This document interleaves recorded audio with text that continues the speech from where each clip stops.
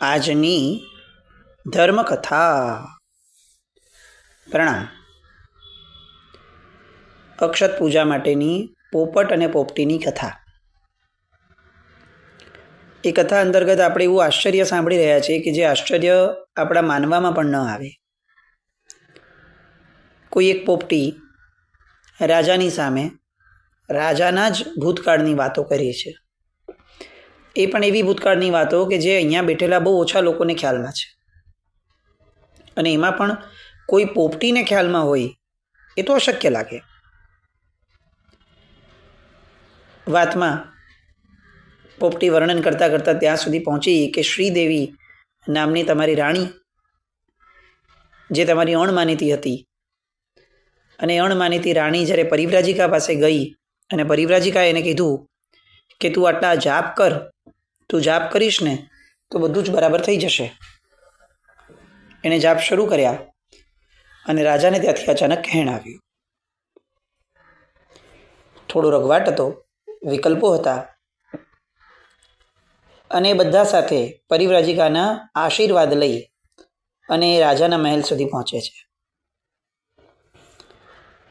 રાજા એની આતુરતાથી રાહ જોઈ રહ્યા હતા. પેલા જે જાપ હતા, પેલું જે કામણ ટુમણ હતું, એની એકચ્યુઅલી અસર થઈ ગઈ હતી. અને પેલી અણમાનીતી રાણી, એની સાથે હવે રાજા અતિ માનીતી રાણી જેવો વ્યવહાર કરવાનું શરૂ કરવા લાગ્યા. સૌથી પહેલાં તો માફી માંગી કે મેં આટલા વખત સુધી તારી સાથે જે અન્યાય કર્યો છે, એ અન્યાય એ ખરેખર બહુ દુઃખદ હતો. મારી બહુ મોટી ભૂલ હતી એવું મને રિયલાઇઝેશન થયું. અને હવેથી તું આ નગરની નહીં, તું મારી પણ રાણી, એટલે મારા પણ માથે મેં તારી સાથે જેટલું ખોટું કર્યું છે એ બધાનું કમ્પન્સેશન, એ બધાનું હું વળતર આપીશ અને તને એટલું બધું તમને માન આપીશ કે આજ પછી તમે જે કહો તે, તમે કહો દિવસ તો દિવસ, તમે કહો રાત તો રાત. આ શ્રીદેવી રાણી એ માન્યતામાં જ નથી બેસતું કે એ જે જોઈ રહી છે એ સત્ય છે. પણ વસ્તુ હકીકત હતી. રાજા પૂર્ણપણે શરણાગતિના ભાવમાં હતો રાણીની સામે. અહીંયા એક પ્રશ્ન થાય છે જે થવો જોઈએ. આપણને જીવનમાં ઘણી બધી વાર આવું થતું પણ હશે કે કોઈકની આવી કૃપાથી, કે કોઈકના આવા જાદુથી, કે કામણ ટુમણ ગણો, મંત્ર ગણો, જે પણ ગણો, એ બધા દ્વારા અનાયાસે જ્યારે કોઈ વસ્તુ થઈ જાય કે જેની શક્યતા જ ન દેખાતી હોય, ત્યારે સાહજિક રીતે વિચારશીલ વ્યક્તિને પ્રશ્ન થાય તો પછી કર્મ થિયરી જેવું છે કે નથી આ જગતમાં? આવો વિચાર થવો પણ જોઈએ. જો આપણે જરાક પણ વિચારક છીએ તો આવું થવું જોઈએ કે આમ લોકો આપણને એમ કહેતા હતા કે ભાઈ તમારા કર્મનો ઉદય હશે એટલે આવું થયું હશે. અને કોઈ એક વ્યક્તિ પોતાની કેટલીક શક્તિઓથી જાણે મારા પૂર્વભવના કર્મોને ઉદયને બદલાવી શકે એવી તાકાત લઈને આવ્યું હોય, એવી રીતે વર્તે અને એવા પરિણામ લાવીને દેખાડે, ત્યારે સૌથી પહેલો પ્રશ્ન તો કર્મ થિયરી ઉપર થાય કે એનો મતલબ એ થયો કે કર્મ થિયરી કરતાં પણ આની માંત્રિક શક્તિ વધારે પ્રબળ છે? કર્મ કરતાં પણ કોઈક પરિબળ વધારે પ્રબળ હોઈ શકે? આવો પ્રશ્ન થવો જોઈએ. સામાન્ય રીતે આપણને થતો ઓછો હશે, કારણ કે આપણે લોકો વિચાર્યા વગર જ જીવીએ છીએ. આપણને તિર્યંચની જેમ જીવવાની એટલી બધી આદત પડી ગઈ છે અને એટલો બધો ગમો થઈ ગયો છે કે મનુષ્ય તરીકે જીવવાની વાત એ લગભગ હવે આપણા સ્વપ્નમાં પણ નથી રહી. એ જ ઘેટા બકરાના પ્રવાહની જેમ, ગાડરિયા પ્રવાહની જેમ જીવવાનું, જે થાય તે જોઈ લેવાનું, એને સહન કરી લેવાનું અથવા એને માણી લેવાનું. બસ વિચારશીલ બનવું એ જાણે હવે આપણી તાસીર જ નથી રહી. પણ કેટલાક લોકો આવા નીકળતા હશે, કેટલીક વાર આવા પ્રશ્નો થતા હશે. મુદ્દો આ છે કે આપણે આ પર્ટિક્યુલર કેસની વાત કરીએ. આ અણમાનીતી રાણી, એનો કર્મનો ઉદય, અને કર્મના ઉદય સુધી રાજા એને અણમાનીતી રાખે. હવે એનો ઉદય પૂરો થવા આવ્યો એટલે કોઈક નિમિત્ત તો જોઈશે કે જે નિમિત્ત દ્વારા પૂરું થાય. અચાનક જ રાજા એકદમ આમ માની જશે કે ભાઈ હા, તારા કર્મનો ઉદય પૂરો થયો એવું મને સપનું આવેલું, આવું તો નહીં થાય. બાહ્ય જગતની અંદરમાં કોઈક ને કોઈક નિમિત્ત એ બહુ આવશ્યક છે. ઇવન દેવે પણ કામ કરવું હોય ને તો પણ એને એક નિમિત્તનો સહારો લેવો આવશ્યક છે. ડાયરેક્ટ ન થઈ શકે કોઈ પણ કાર્ય. તો નિમિત્ત તરીકે આ પરિવ્રાજિકા આવી. કેટલાક દિવસો સુધી હજી એનું અણમાનીતું રહેવાનું કર્મ ઉદયમાં હશે, એટલે પરિવ્રાજિકા મળવા છતાં પરિવ્રાજિકાને આવો પ્રશ્ન ન થયો કે આટલી દુઃખી કેમ છે. પણ જે દિવસે એનું કર્મ મોડું પડ્યું, નબળું પડ્યું, પરિવ્રાજિકાએ પ્રશ્ન પૂછ્યો. પરિવ્રાજિકાને એના પ્રત્યે હેત ઉભરાયું અને પરિવ્રાજિકાએ એની માટે કામ કરી આપ્યું. કર્મ થિયરી એ મેટર કરે જ છે કોઈ પણ પ્રસંગમાં. એવું નથી કે આપણે એને ચિપકાવીને બેસાડી દઈએ છીએ, પણ કર્મ વિના આ જગતની અંદરમાં ઓટોમેશન છે. કર્મ વિના એક પણ કાર્ય થઈ શકે નહીં. આપણે જો આપણા આત્માએ કોઈ બીજ ન રોપ્યું હોય તો એનો પાક એને ક્યારેય ન લેવો પડે. આ અકાટ્ય સત્ય છે. આમાં કોઈ એક્સેપ્શન નથી, કોઈ અપવાદ નથી. અને આ જ પરમાત્માના શાસનની થિયરી છે. લોકોત્તર શાસન જ આ છે કે જે દરેક વસ્તુને કાર્મિક જ કહે છે.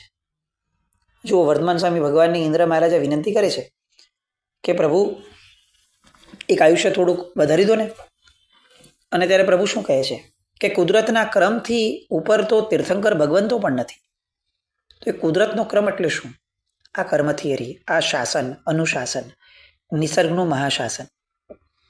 હવે આ જ વાત આપણે અન્ય દર્શનોની અંદરમાં જોઈએ તો કૃષ્ણ ભગવાન છે કે રામ ભગવાન છે, એ લોકો જેને જે ભગવાન માને છે, આ બધા જુઓ એ વારંવાર એમ કહેશે કે જ્યારે જ્યારે ખોટું થશે હું ત્યારે અવતાર લઈશ.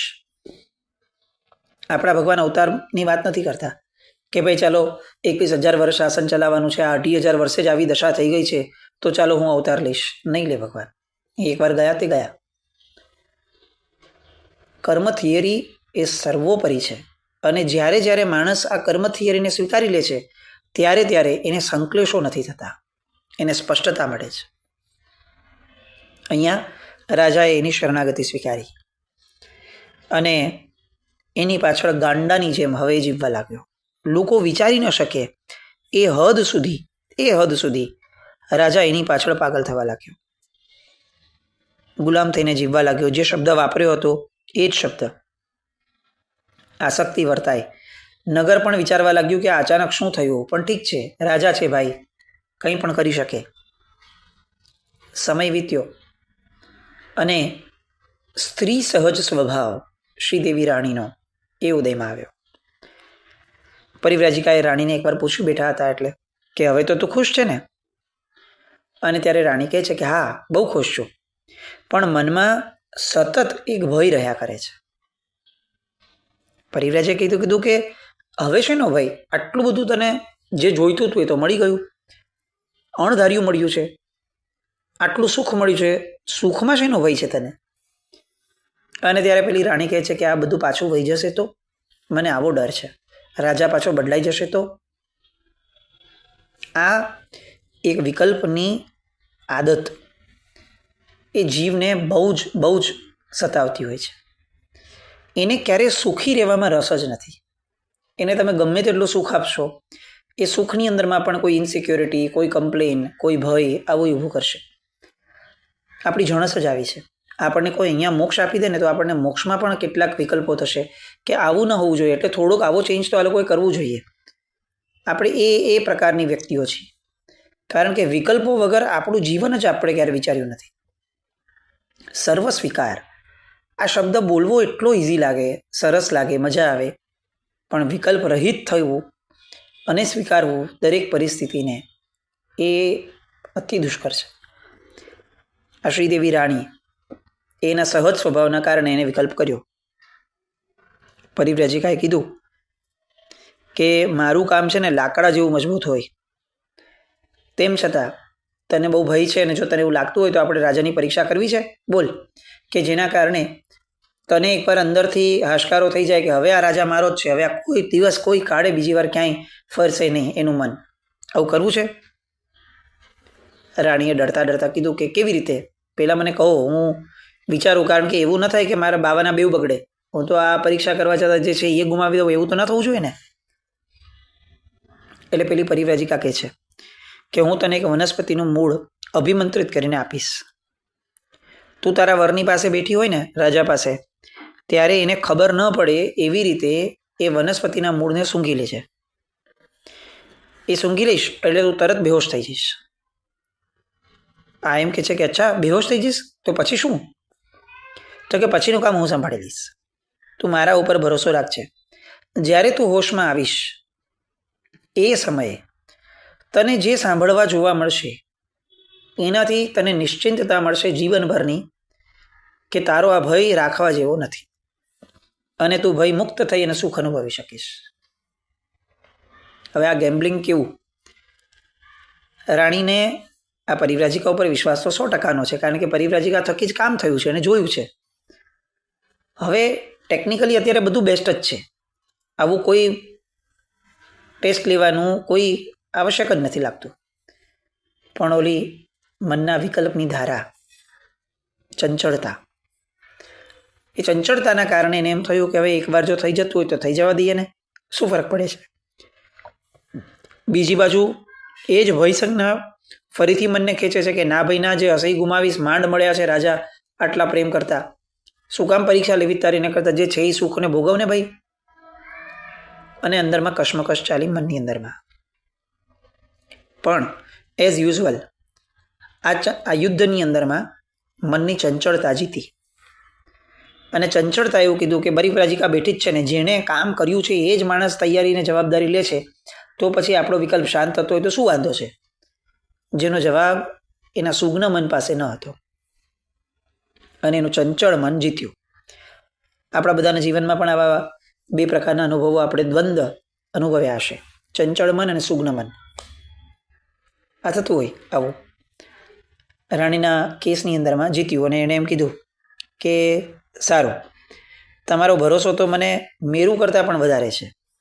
તમે જો તમારા મોઢેથી એકવાર કહી દો કે તમારા હાથમાં બાજી રહેશે તો મેરુ ડગે એવું બની શકે, પણ તમારા પરનો મારો વિશ્વાસ ડગે એવું ન બની શકે. એમ તો પરિવ્રાજિકા તો થોડી ખુશ થઈ ગઈ. એણે એમ કીધું કે ચાલતો તો હવે થઈ જાય પરીક્ષા. સારું, નક્કી થયું કે હવે આપણે પરીક્ષા લેવી છે. અને એકવાર આવી રીતે રાજા રાણી બંને બેઠા હતા. આવું અભિમંત્રિત કરેલું મૂળિયું એ રાણી લઈને બાજુમાં રાખીને બેઠેલી, રાજાને ખબર ન પડે એવી રીતે. અને એ મૂળિયું રાજા જરાક આજુબાજુ જોતા હતા એવા સમયની અંદરમાં એને સૂંઘી લીધું. જેવું સૂંઘ્યું એવું તરત જ શ્રીદેવી રાણી તદ્દન બેહોશ થઈ ગઈ. રાજા એને જગાડવા પ્રયત્ન કરે છે. એને એમ લાગ્યું કે કંઈક થયું હશે સામાન્યથી. પાણી છાંટે છે, બીજા ઉપચારો કરાવે છે, પણ એવી બેહોશ છે કે મહેલમાં સોપો પડી ગયો કે હવે આ મૂર્છિત થઈ છે, આને થયું શું? નિશ્ચેતનની જેમ એનો દેહ પડવા લાગ્યો. શ્રીકાંત રાજા સમજી નથી શકતો કે આ શું થયું છે. હજી હમણાં સાજી સારી હતી અને જગાડવા પ્રયત્ન કરે છે, પ્રયત્નો નિષ્ફળ જાય છે એટલે પોક મૂકીને રડે છે. નાનો બાળક કેવી રીતે રડે એવી રીતે રડે છે. મોહજન્ય આસક્તિનું કામ આ છે કે વ્યક્તિને ભ્રમ જ ઊભો કરાવે અને એની પાસે એવું કરાવે કે જે એને સુટેબલ જ નથી.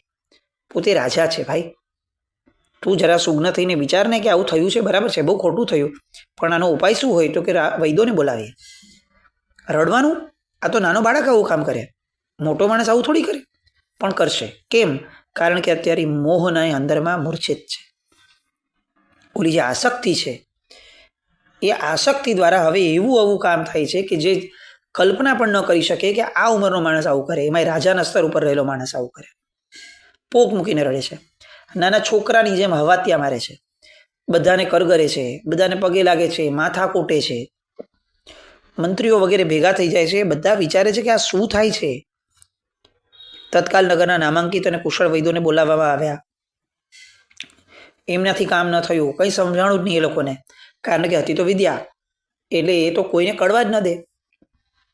ત્યાર પછી ભુવાઓને બોલાવ્યા, બાવાઓને બોલાવ્યા, એક પછી એક બધાને બોલાવવામાં આવ્યા. એક પણ વ્યક્તિ કોઈ વસ્તુ કરી શકવા સક્ષમ ન હતું એવો આ પરિવ્રાજિકાનો દાવ હતો. રાણીને સાજી કરનારને રાજા તરફથી બહુ મોટું ઇનામ અપાશે એવું જાહેર થયું. કેટલાક લોકો જેમને પોતાની પર બહુ વિશ્વાસ હતો એ બધા આવ્યા, પોતાનાથી થતા બધા જ પ્રયત્નો કરવા લાગ્યા, પણ એક પણ વ્યક્તિ એ એમાં સફળ ન થયું. કઈ રીતે સફળ થાય? કારણ કે રાણીને એ પ્રકારે બેહોશ કરવામાં આવી હતી કે હવે એને કોઈ ઊભું જ ન કરી શકે. મંત્ર શક્તિઓની તાકાત બહુ મોટી છે. આજે આપણને ઘણી બધી વાર આવો વિચાર આવે કે આજે પરમાત્માના શાસનની કેટલીક ક્ષેત્રની અંદરમાં જે દયનીય સ્થિતિ દેખાય છે, એવા સમયે જો આપણી પાસે આવા મંત્રસિદ્ધ પુરુષો હોત તો કદાચ આપણી પાસે કેટલુંક માર્ગદર્શન પણ હોત, આપણી પાસે કેટલીક એક્ઝેક્ટ વે આઉટ હોત કે ભાઈ આ ક્ષેત્રની અંદરમાં આ પ્રશ્ન છે, આ પ્રશ્નનો જવાબ આ છે. આ મંત્ર સિદ્ધિઓ એ આપણને દૈવત્વ સાથે જોડી આપત. આપણને આ બહુ મોટી ખોટ વર્તાય. છેલ્લા કેટલાક વર્ષો 50-100 વર્ષ પહેલાં યતિ પરંપરા હતી, ત્યારે આવા માંત્રિક જાણકારો એ બહુ બધા હતા. આજે છેલ્લા ઘણા વર્ષોથી આપણી આખી પદ્ધતિ એ આયોજન અનુષ્ઠાન વગેરેની અંદરમાં એટલી બધી આગળ વધી ગઈ કે મૂળભૂત રીતે આવા મંત્રસિદ્ધિના શુભતાના વાત છે, અશુભની વાત નથી. મંત્રસિદ્ધિના આયામો જે આપણે ત્યાં હતા એના પ્રયત્નો કરવાવાળા વ્યક્તિઓની અત્યારે બહુ મોટી કમી વર્તાય. પણ આ તાકાત કેવી હતી પરિવ્રાજિકાના મંત્રની? બોલો કે એક વ્યક્તિ પણ કંઈ જ કરી ન શક્યો. અંતે શું થયું? તો કે રાણી બિલકુલ નિશ્ચેતન હતી. ન એની નાડી ચાલે, ન હૃદયના ધબકારા ચાલે, ન કોઈ ઔષધ લાગુ પડે, ન કોઈ મંત્ર કામ આવે. ભુવાઓ ડાકલાઓ પણ બધા થાક્યા અને આખરે કુશળ વૈદ્યોએ રાણી મરી ગઈ છે એવું જાહેર કર્યું. મહેલમાં હાહાકાર થઈ ગયો અને આ શ્રીકાંત રાજા પાગલ થઈ ગયો, અર્ધ પાગલ જેવો થઈ ગયો. લવારા કરવા લાગ્યો, ગાંડાની જેમ વર્તાવ કરવા લાગ્યો, જ્યાં ને ત્યાં માથું કૂટવા લાગ્યો, જેમ તેમ બોલવા લાગ્યો. કોઈ પણ ભોગે હું આનો દેહ તમને નહીં લઈ જવા દઉં મારી રાણીને, એ રીતે એ અંતિમ વિધિ માટે લઈ જવાની ના પાડવા લાગ્યો. એને પકડીને રાખવો પડ્યો કેટલાક લોકો દ્વારા, તો પણ એ છોડાવીને ભાગવા લાગ્યો.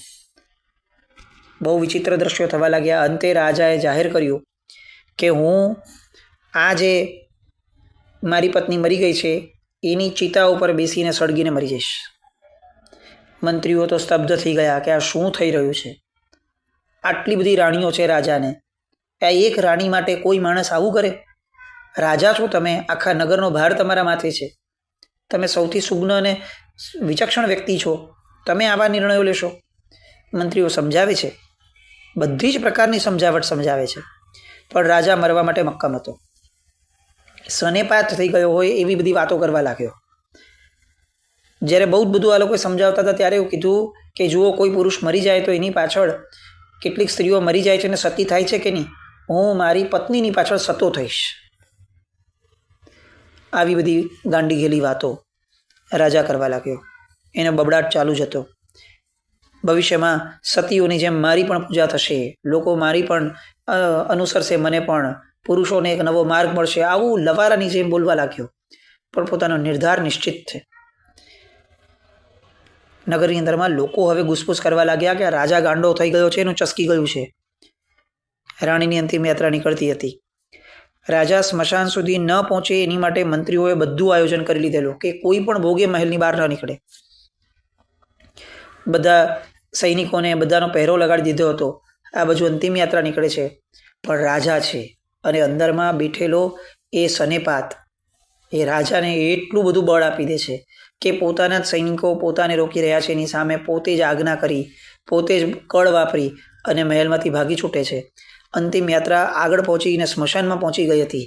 ત્યાં સુધી લઘરાની જેમ નગરના ચોકમાં, નગરના રસ્તાઓ પરથી લઘરો થઈ અને આ રાજા ભાગી રહ્યો છે. ગમે તેમ કરીને બસ એને સ્મશાન પહોંચવું છે અને શ્રીદેવી રાણી, શ્રીદેવી રાણી બસ આવું જ બોલી રહ્યો છે.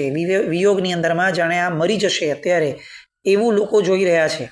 લોકો પણ સમજી નથી શકતા કે આ રાજા સાથે હવે શું કરવું. અને એ સ્મશાનમાં પહોંચે છે. ચિતાની ઉપર પેલી રાણીને સુવડાવી છે. આગ અગ્નિ દ્વારા એનો અગ્નિ સંસ્કાર કરવાની તૈયારી છે અને સીધો રાજા ત્યાં પહોંચે છે અને ચિતા ઉપર જઈને બેસી જાય છે. મંત્રી સમજી નથી શકતા કે હવે શું કરવું, આવું જનૂન. અને ત્યાં પણ બેસીને પોતે કહી રહી છે કે હું રાણીની સાથે જ ચિતા પર ચડીશ, પછી જ અંતિમ સંસ્કાર થશે. મંત્રીઓ, સૈનિકો, સેનાપતિઓ, નગરજન, મહાજન એક વ્યક્તિ સમજી નથી શકતા કે આ અચાનક શું થાય છે અને આનો શું ઉપાય કરવો, રાજાને કઈ રીતે સમજાવવો.